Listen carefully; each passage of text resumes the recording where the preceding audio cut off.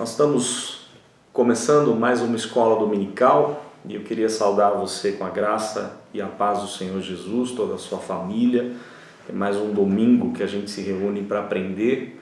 Ainda não podemos, e escola dominical principalmente, não podemos nos reunir nas classes para aprendermos a palavra do Senhor, mas a gente tem esse momento através de vídeos, também as demais classes, departamento infantil, todos através de vídeos, UPA e Mocidade por aplicativo, para a gente poder continuar aí a aprender a palavra do Senhor. Então vamos buscar o Senhor pedindo a bênção dele para esse nosso encontro, mesmo que seja virtual, mas que seja muito edificante com a palavra de Deus. Vamos orar.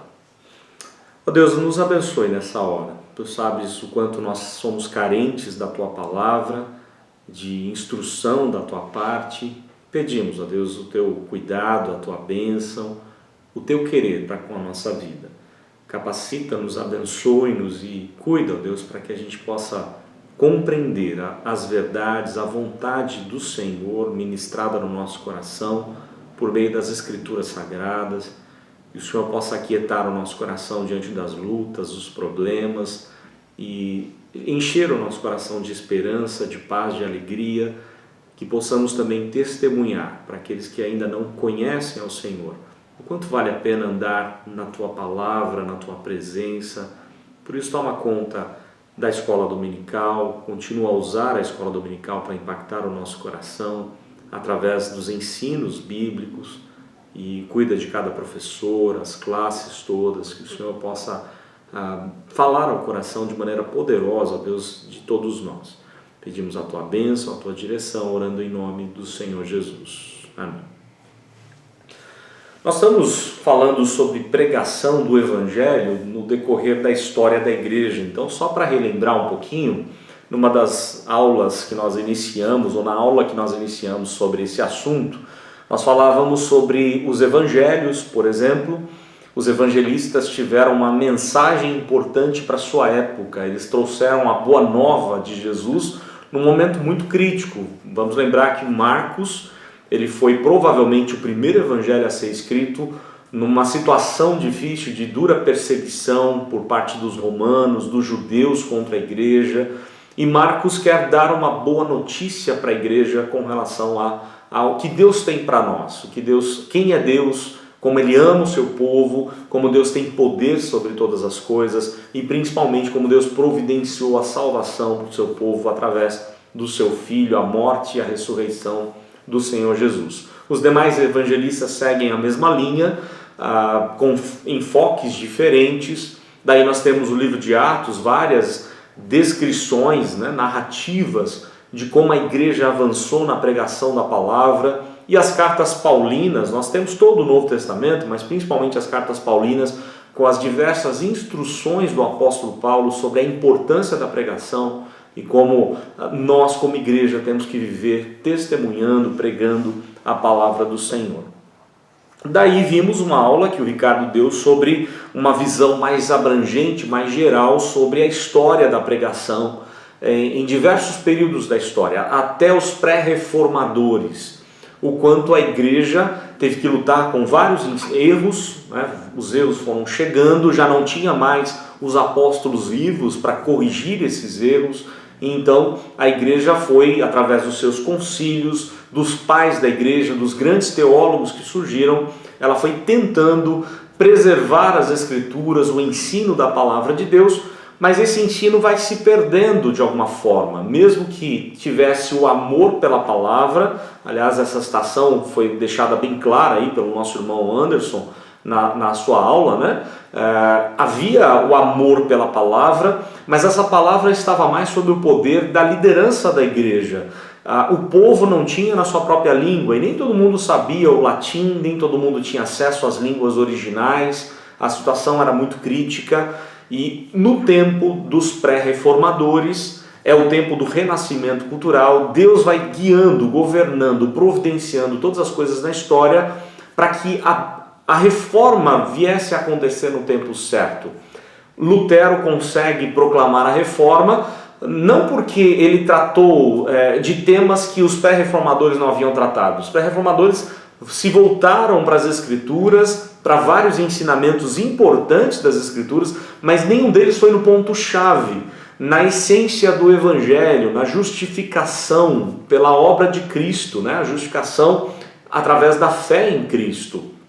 Então Lutero bateu no ponto-chave, ele compreendeu e encontrou a salvação que era a sua própria inquietação, através da pregação do Evangelho. Ele foi alcançado pelo Evangelho pregado por Paulo na sua carta aos Romanos, e a partir dali Lutero passou a ser um grande expositor da Bíblia. Ele já vinha expondo textos da palavra, como professor em Wittenberg, também como pastor ali da comunidade em Wittenberg, e ele não mais aceitava as ordens dos seus líderes. Ele começou a ser um pregador das Escrituras Sagradas e trazendo o Evangelho para a língua do povo, para o momento que o povo tanto precisava. Ainda no tempo da Reforma, você vai ter vários outros reformadores importantes, como nós vimos, né? Zwinglio é um excelente pregador, Martin Bucer, e você tem vários reformadores já nesse tempo, mas sem dúvida alguma, de todos os reformadores, o mais importante deles foi João Calvino. E hoje nós vamos fazer o seguinte: a gente vai ter uma palavra histórica, que eu pretendo que seja rápida, sobre a vida de Calvino, e depois um exemplo de Calvino na pregação do Evangelho. Esse é o nosso alvo. E aí eu queria que você abrisse comigo no livro de Atos, no capítulo 20 do livro de Atos. Eu queria que você abrisse aí comigo. Nós vamos fazer a leitura de alguns versículos aqui desse texto. A partir do verso 17, Atos 20, verso 17 até o verso 32, quando Paulo ele reúne os líderes da igreja, já se despedindo na sua terceira viagem missionária, se despedindo de Éfeso. Ele vai reunir os presbíteros, dar instruções aos presbíteros e falar do exemplo de ministério que ele teve entre eles ali. Então, Atos 20, a partir do verso 17, nos diz assim: De Mileto mandou a Éfeso chamar os presbíteros da igreja, e quando se encontraram com ele, disse-lhes: Vós bem sabeis como foi que me conduzi entre vós em todo o tempo, desde o primeiro dia em que entrei na Ásia, servindo ao Senhor com toda a humildade, lágrimas e provações que pelas ciladas dos judeus me sobrevieram, jamais deixando de vos anunciar coisa alguma proveitosa e de vos ensinar publicamente e também de casa em casa. Até aqui por enquanto no verso 20, olha só. Paulo jamais deixou de anunciar, quer publicamente, quer de casa em casa, os desígnios de Deus, a vontade de Deus, aquilo que Deus havia dado a ele, revelado a ele. Ele jamais deixou de anunciar, ele foi fiel na pregação da palavra ali aos Efésios, e era o que ele esperava daqueles líderes, que eles dessem continuidade e continuassem a pregar o Evangelho. Agora no verso 21, Atos 20, 21. Testificando tanto a judeus como a gregos o arrependimento para com Deus e a fé em nosso Senhor Jesus Cristo. E agora, constrangido em meu espírito, vou para Jerusalém, não sabendo o que ali me acontecerá, senão que o Espírito Santo, de cidade em cidade, me assegura que me esperam cadeias e tribulações. Porém, em nada considero a vida preciosa para mim mesmo, contanto que complete a minha carreira e o ministério que recebi do Senhor Jesus. Para quê? Para testemunhar o Evangelho da graça de Deus. Agora eu sei que todos vós, em cujo meio passei pregando o reino, não vereis mais o meu rosto. Portanto, eu vos protesto no dia de hoje, que estou limpo do sangue de todos, porque jamais deixei de vos anunciar todo o desígnio de Deus. Olha a ênfase de Paulo. Eu anunciei todo o desígnio. Nós não podemos nos contentar em anunciar apenas uma parte dos desígnios de Deus, mas todo o desígnio de Deus, toda a palavra de Deus tem que ser pregada, ministrada aos corações. Verso 28 agora. Atendei por vós e por todo o rebanho, sobre o qual o Espírito Santo vos constituiu bispos, para pastoreardes a igreja de Deus, a qual ele comprou com seu próprio sangue. Eu sei que depois de minha partida, entre vós penetrarão lobos vorazes que não pouparão o rebanho, e que dentre vós mesmos se levantarão homens falando coisas pervertidas para arrastar os discípulos atrás deles. Portanto, vigiai, lembrando-vos de que por 3 anos, noite e dia, não cessei de admoestar com lágrimas a cada um. Agora, pois, encomendo-vos ao Senhor e à palavra da sua graça, que tem poder para vos edificar e dar herança entre todos os que são santificados. E Paulo vai dando assim as suas instruções aos crentes ali de Éfeso, mostrando o exemplo de vida, testemunhando a graça de Deus, o desígnio de Deus a todas as pessoas. Daí nós vamos para a vida de Calvino, e fazendo até uma relação com esse texto, como Calvino aprendeu a seguir os exemplos, o bom exemplo do apóstolo Paulo, como ele se dedicou a pregar o evangelho, a todo o desígnio de Deus. Calvino, sem dúvida alguma, foi o reformador mais importante, que mais edificou a igreja no seu tempo. Então vamos para um lado mais histórico, bem rápido, da vida de Calvino. Calvino ele vai nascer em 10 de julho de 1509, na cidade de Noyon, na França, filho de Gerard e Jeanne Calvin. Esse Gerard, o pai de Calvino, ele era um administrador do bispo da cidade de Noyon, e por conta disso, o sonho dele era que o seu filho seguisse o sacerdócio. Ele fez de tudo para Calvino estudar teologia e se formar como sacerdote da igreja romana. Então, com 14 anos, olha só, Calvino foi estudar teologia na Universidade de Paris e depois ele vai se graduar como um mestre em ciências humanas aos 17 anos. Daqui uma coisa boa já acontece na vida de Calvino. Apesar dele se preparar para ser um sacerdote romano, a universidade que ele foi estudar era uma universidade em Paris, um dos grandes centros do humanismo, do renascimento cultural daquela época. Então a visão de Calvino não é uma visão medieval como a de Lutero. Calvino tem os horizontes mais ampliados, ele vai ler vários autores, ele vai ter contato com Erasmo de Roterdã, um grande nome da época, uma mente brilhante na época, então ele vai ter contato com esses escritos impactantes, e há uma sede pela palavra que o renascimento cultural vai trazer, a sede pela verdade, pela filosofia, a volta à filosofia grega, a volta à leitura dos pais da igreja, de toda a patrística. Você vai ter ali a leitura, a volta ao ensino, ao estudo do Novo Testamento grego. Erasmo de Roterdã está publicando o Novo Testamento grego de Erasmo, né? Uma versão de Erasmo. Então há um interesse muito interessante, e Calvino vai estudar num local onde o humanismo, o renascimento cultural é muito forte, e isso vai ajudá-lo a entender muitas coisas. Depois, então, com 17 anos ele se forma mestre em ciências humanas. Em 1528 ele vai estudar direito numa universidade em Orleans, e mais tarde ele vai para a Universidade de Bourgogne, onde vai estudar grego e vai se deparar com essa filosofia grega, como argumentar melhor baseado na filosofia. Isso vai ajudar Calvino a ser um dos grandes pregadores, vai ajudá-lo a ter argumentos importantes, a persuadir as pessoas a compreender a verdade e caminhar na verdade. Em 1532, João Calvino então vai receber o título de doutor e vai publicar uma obra, um comentário de um filósofo de Sêneca, a obra de Clementia de Sêneca.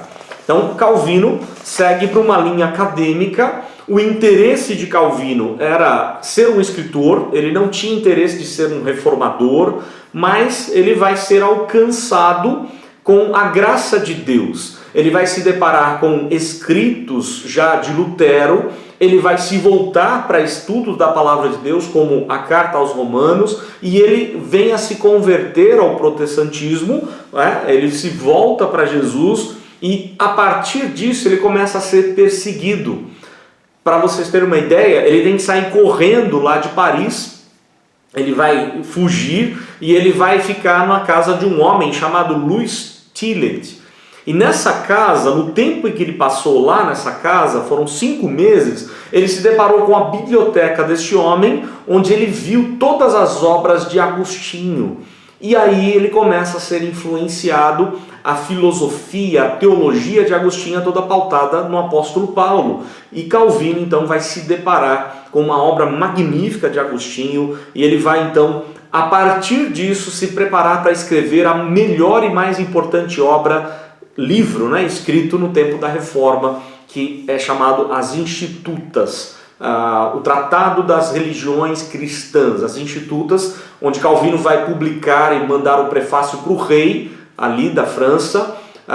Calvino, ele, através dessa obra, ele vai trazer na Reforma Protestante uma base sólida da doutrina reformada. A obra de Calvino, as Institutas, em 23 anos, por exemplo, por 5 vezes ele amplia essa obra, e essa obra se torna, sem dúvida, a mais importante de todas as obras, ok?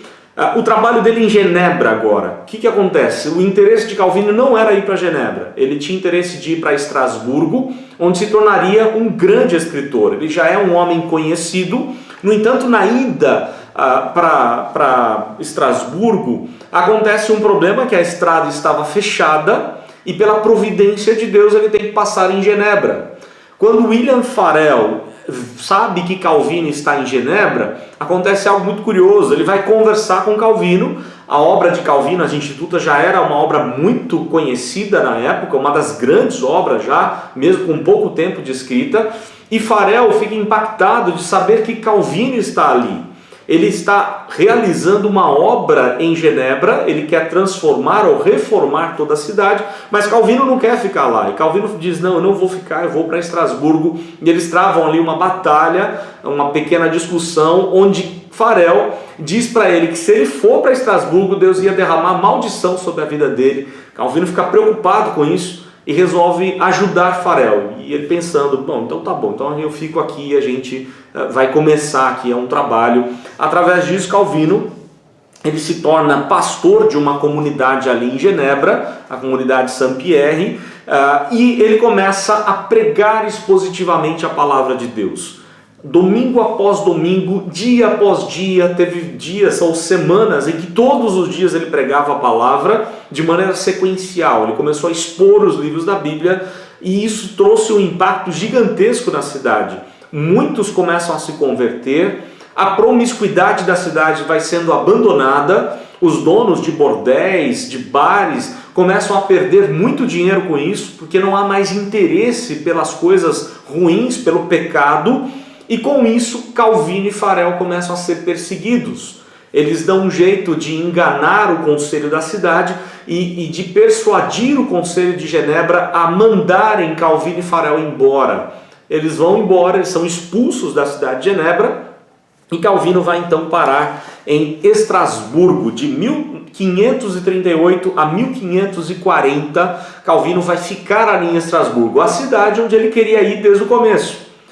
Ali, quando chegou em Estrasburgo, ele já fez o comentário de Romanos, o primeiro comentário, o comentário escrito de Romanos, da carta de Paulo aos Romanos. Também em Estrasburgo ele vai se casar com Idelete de Bury, e ela vem a falecer anos depois, já eles indo para Genebra, mas ela vem a falecer. Eles têm 2 filhos, os filhos morrem ainda criança, Calvino não deixa herdeiros. Em 1549 ela vem a falecer ainda muito nova, com tuberculose, e Calvino vai enfrentando problemas, ele mesmo problemas de saúde.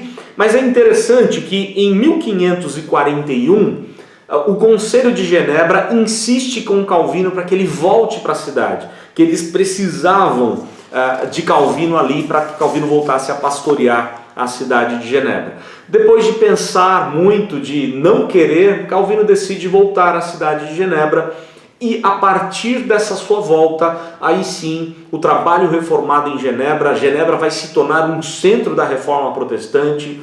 Vários protestantes de diversos lugares do mundo vão para Genebra. Protestantes huguenotes da França, por exemplo, vão para Genebra porque ficam sabendo que lá Calvino está fazendo um trabalho magnífico.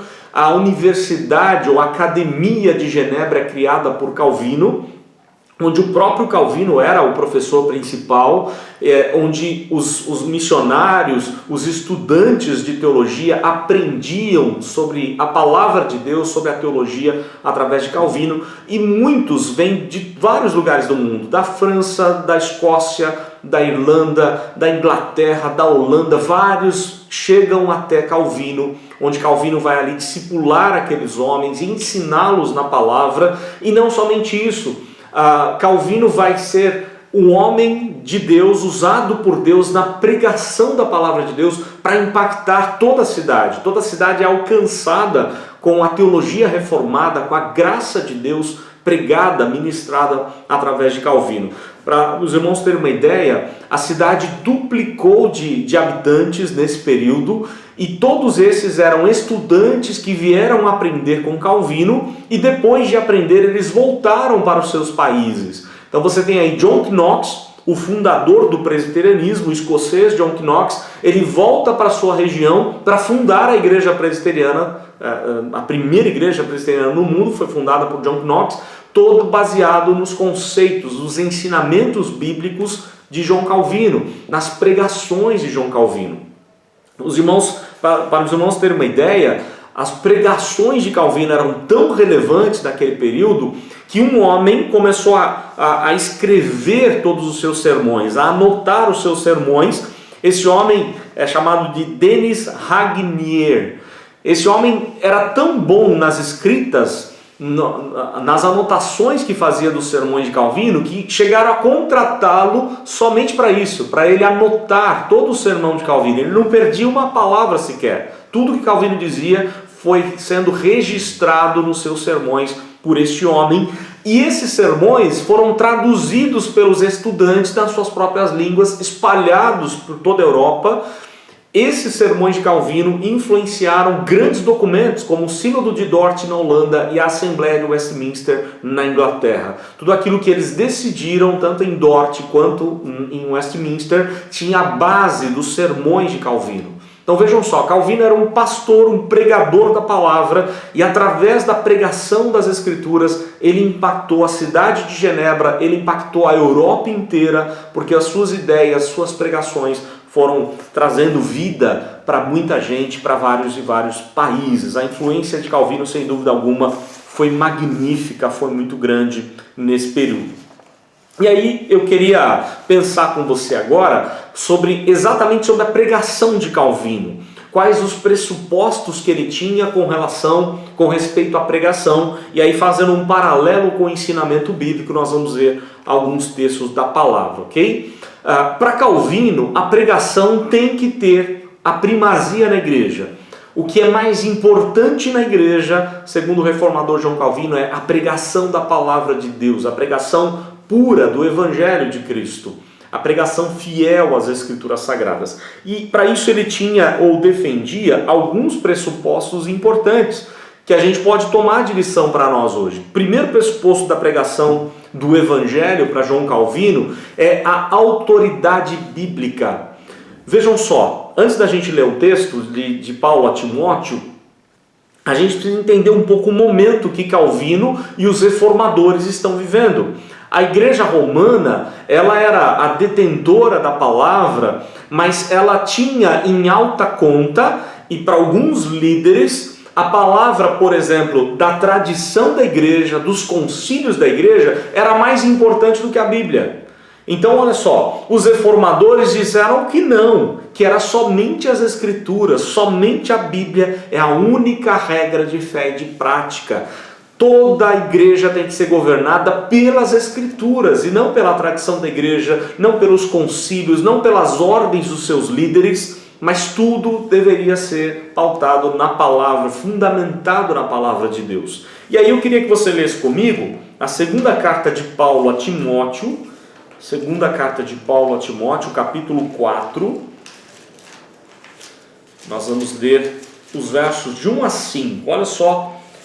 Segunda carta de Paulo a Timóteo 4, de 1 a 5, depois de Paulo ter dito que toda a Escritura é inspirada por Deus, útil para o ensino, para a correção, ele começa a falar da suficiência das Escrituras. Ele vai dizer assim para Timóteo, capítulo 4, de 1 a 5, conjuro-te perante Deus e Cristo Jesus, que há de julgar vivos e mortos, pela sua manifestação e pelo seu reino, prega a palavra, insta, quer seja oportuno, quer não, corrige, repreende, exorta com toda longanimidade e doutrina, pois haverá tempo em que não suportarão essa doutrina. Pelo contrário, cercar-se-ão de mestres segundo as suas próprias cobiças, como que sentindo coceira nos ouvidos, e se recusarão a dar ouvidos à verdade, entregando-se às fábulas. Tu, porém, sê sóbrio em todas as coisas, suporta as aflições, faz o trabalho de um evangelista, cumpre cabalmente o teu ministério. Olha a palavra de Paulo a Timóteo. Cumpre o teu ministério, seja um evangelista, pregue a palavra, insista, quer seja oportuno, quer não. A palavra de Deus, a pregação da palavra tem que ser o centro da sua vida, o centro do seu ministério. É o que Paulo está ensinando a Timóteo e que Calvino levou isso de maneira muito séria. Para ele, o centro de um ministério pastoral é a pregação das Escrituras. O centro do culto a Deus é a pregação das Escrituras. O centro de tudo que a igreja faz é pela palavra de Deus, pela pregação da palavra. E Calvino entendia, então, além de somente as Escrituras, ele entendia que as Escrituras, a palavra de Deus, era a própria voz de Deus. Quando o pregador prega de maneira fiel a palavra de Deus, é como se o próprio Deus estivesse falando. É a presença de Deus de maneira muito forte, muito marcante. Então a autoridade bíblica, sem dúvida alguma, para Calvino era fortíssima. O principal trabalho de um ministro do Evangelho é pregar as Escrituras para Calvino.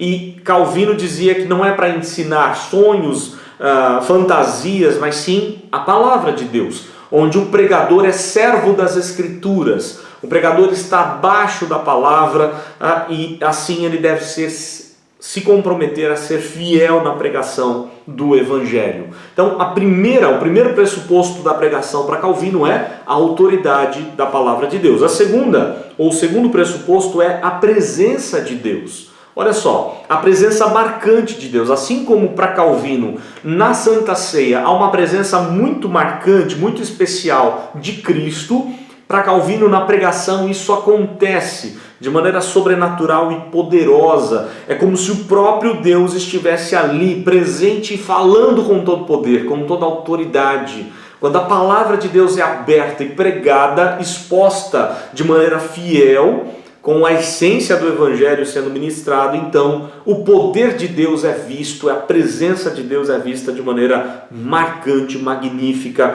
E assim, olha só, através da pregação da palavra, os pregadores edificam o corpo de Cristo.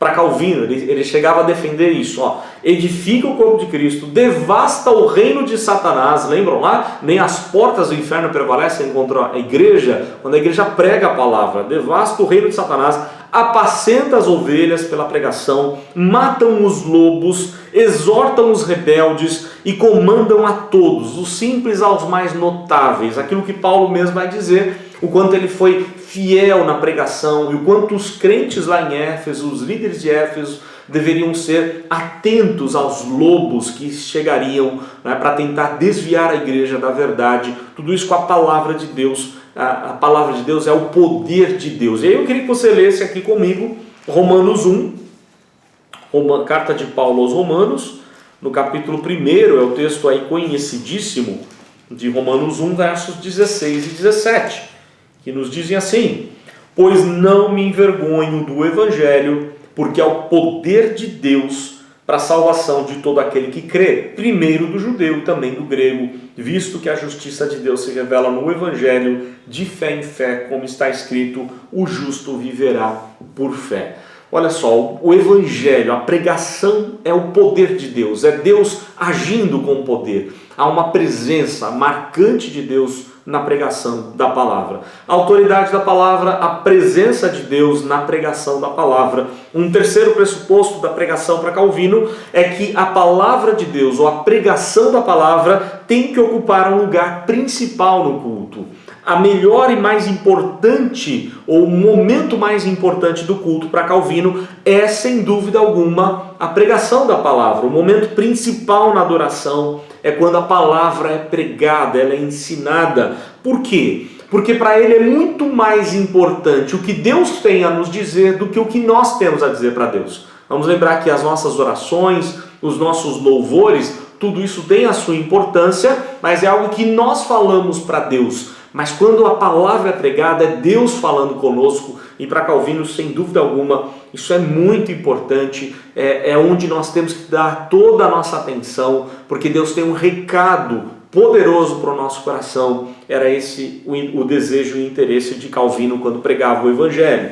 A tarefa principal do pastor para Calvino é a pregação da palavra, levando a igreja a tirar os olhos desse mundo, a igreja a pensar nas coisas de Deus, na vontade de Deus, parar de se preocupar tanto com as coisas da vida e pensar mais nas coisas que são lá do alto. Isso é algo muito prático para o momento que a gente está vivendo. Nós estamos vivendo no meio de uma pandemia, onde a tendência nossa é ficar triste, abatido, ansioso, preocupado com o que vai ser dos nossos dias, com a Covid-19, com a crise financeira, com isso, com aquilo, quando na verdade nós nos aproximamos da palavra para lembrar, e somos lembrados por ela, de que Deus tem algo muito mais importante para nós reservado nos céus ou quando Cristo voltar. Isso faz lembrar a palavra de Deus lá em Jeremias, lá no capítulo 23 de Jeremias, quando o profeta Jeremias é duro com relação aos falsos profetas. E Jeremias diz assim: esses profetas que profetizam sonhos, mas não pregam a palavra com verdade. A palavra de Deus tem que ser pregada com verdade, não sonhos, revelações, mas a palavra de Deus, firmado na palavra, é que a igreja vai sendo alimentada a cada dia. Então olha só, o primeiro pressuposto da pregação da palavra para Calvino é a autoridade da Bíblia. O segundo pressuposto, a presença de Deus, marcante na pregação. O terceiro pressuposto, a principal parte do culto é a pregação da palavra de Deus. E um quarto pressuposto, uma quarta característica da pregação do Evangelho é a pregação expositiva, como a maneira mais fiel de se pregar a palavra de Deus. A maneira melhor de se pregar para Calvino era pregar expositivamente. Então olha só, a decisão de Calvino foi pregar em livros inteiros da Bíblia. Ele pregava desde o primeiro capítulo até o último capítulo e de maneira que nós chamamos de lectio continua, ou seja, versículo após versículo. Calvino não estava tão preocupado com os recursos da homilética, da retórica, mas sim com o texto da palavra, aquilo que a Bíblia queria dizer, capítulo por capítulo, versículo por versículo, e ele ia expondo, lendo e expondo os ensinamentos das Escrituras. Ele fez isso com vários textos da palavra, assim como comentou quase todos os livros da Bíblia. Ele pregou sobre esses livros, ensinando de maneira contínua, pregando todo o conselho de Deus, como Paulo mesmo diz, né? Lá em Atos 20, 27, que Paulo deixou ali um exemplo, pregando todo o desígnio de Deus, é o que nós como igreja precisamos fazer. Um exemplo do cuidado de Calvino com a pregação sequencial era tão grande que em 2 momentos aconteceu algo muito curioso.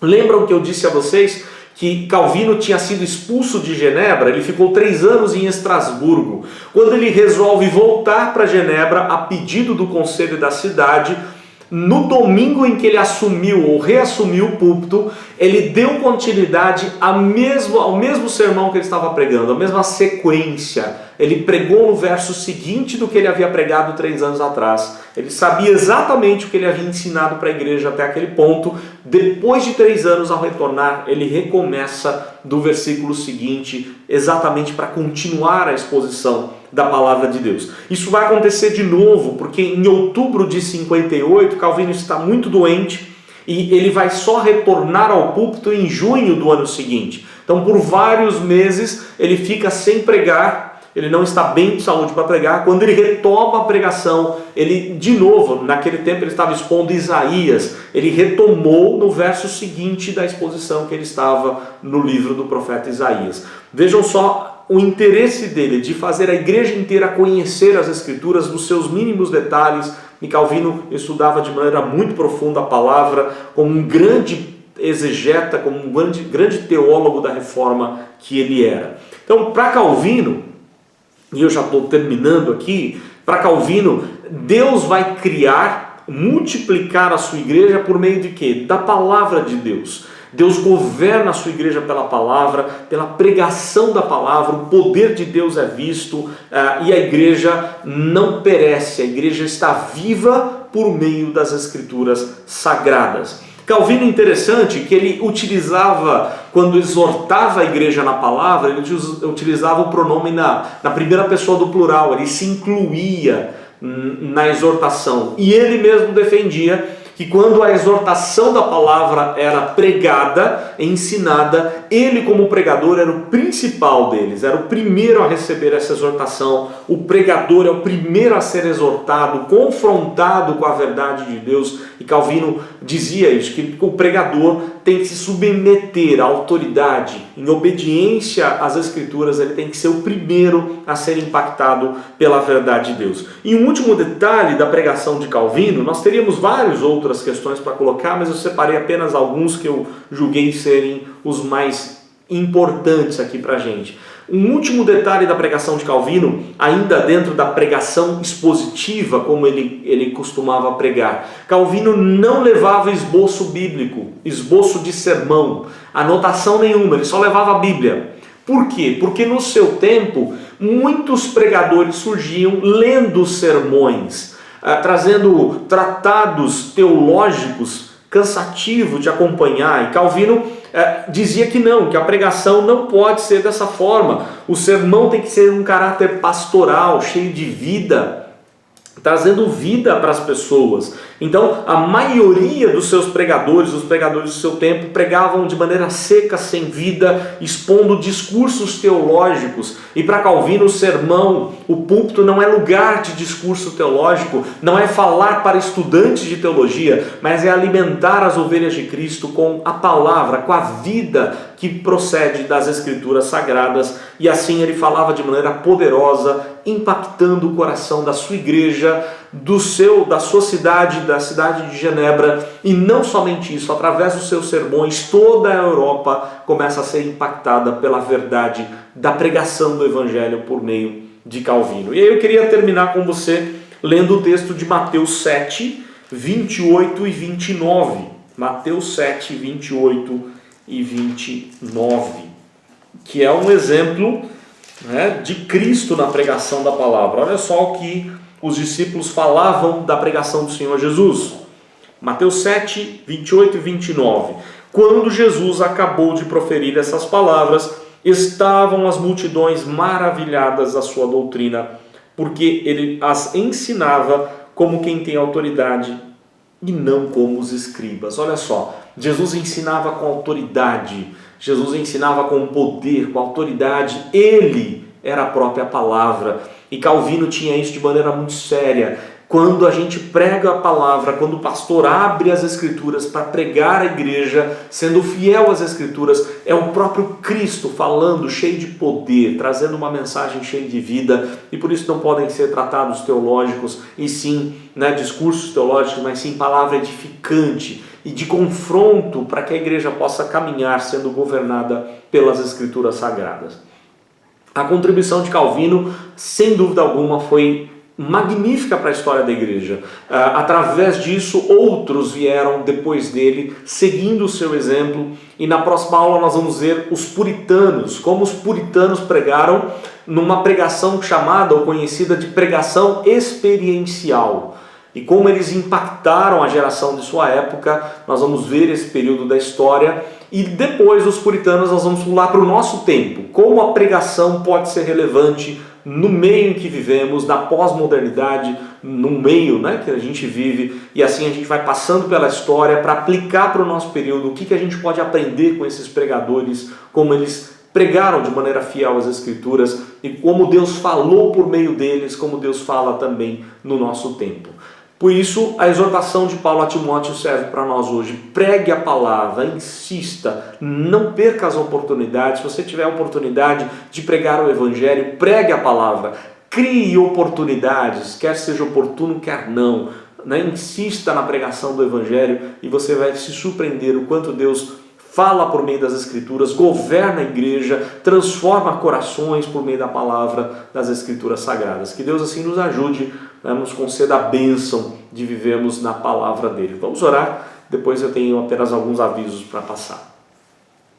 Ó Deus, muito obrigado, porque a tua palavra é tão viva, eficaz, é como um martelo que esmiuça a penha, é como uma espada de 2 gumes, nos diz a tua palavra. E ela é cortante, penetrante, ela penetra o mais profundo da nossa alma, da nossa mente. Por isso nós te damos graças, ó Deus, porque ela chegou até nós, passou por tantos séculos E o Senhor preservou as Escrituras para que ela chegasse até a nossa vida, a nossa realidade, o nosso dia a dia. E por meio da pregação do Teu Evangelho, nós fomos alcançados. Também pedimos a Deus que o Senhor nos ajude a pregarmos com fidelidade a Tua Palavra, para que outros, depois da gente, as próximas gerações, também conheçam ao Senhor, sejam impactadas pela verdade do Senhor. Ajude-nos a sermos fiéis nas Escrituras, na pregação, cheia de vida, de poder, de autoridade, que não é nosso poder, não é a nossa autoridade, mas é a autoridade do Teu Filho, ministrando por meio das Escrituras, porque a Tua Palavra ensina que o Teu Filho é a própria Palavra, Ele é o Logos que se encarnou. Por isso, ajude-nos a pregar o Teu Evangelho com poder, autoridade, com fidelidade nas Escrituras Sagradas. Fica conosco, nos ajude nesse momento difícil que a gente está vivendo de pandemia, a que possamos abrir as Escrituras e trazer sempre uma mensagem para alguém, uma mensagem que vem do Teu trono, que vem da Tua vontade, uma palavra que possa trazer vida, esperança, encorajamento, exortação, enfim, ó Deus, que essa palavra ministrada através de nós possa cumprir aquilo que o Senhor mesmo planejou, mas que a nossa palavra seja unicamente a palavra do Senhor, a vontade do Senhor para a vida das pessoas. Fica conosco, abençoe-nos como igreja, nós pedimos a Tua bênção para cada família da igreja, orando em nome do Senhor Jesus. Amém. Bom, hoje às 18 horas nós estaremos em culto ao Senhor, ainda não de maneira presencial, mas você é nosso convidado a estarmos juntos, todos focados, no ensino da palavra. Preste atenção, reúna a sua família, desligue os aparelhos que possam atrapalhar, para que você possa se concentrar e apresentar um culto, uma adoração a Deus de maneira agradável ao Senhor. Deus assim abençoe a sua vida, em nome de Jesus.